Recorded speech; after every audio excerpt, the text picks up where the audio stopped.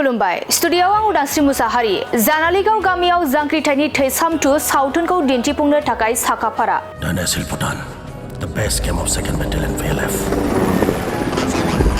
Moving to the right target. Over. Copy that. Over.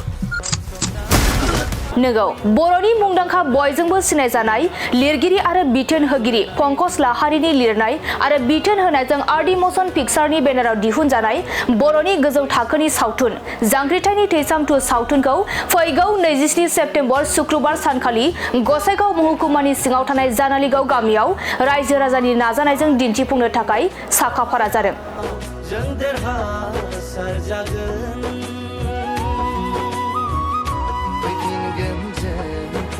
मख'नो गोनांदि बे आबुं सावथुनाव गाहायै फाव खालामदोंमोन सुखबीर, लिंसार, फुजि, मनालिसा, पूजा, नेरसोन, माइखेल आरो गोबां फावगिरि बिथांमोना। बिनिखायनो जायफोरा बर'नि हारिमु थामहिनबा बर' सावथुनखौ नायनो मोजां मोनो बिथांमोना 150 राङाव टिकेट लानानै सियाराव जिरायनानै गोसोबायदि मोजाङै नायनो हागोन। लोगोसे सिजन टिकेटखौ 400 राङाव लानानै गासै 3 सुबुङा नायनो हागोन। सुलाद लानो थाखाय जानबुं नम्बर 8638670797 9395300829।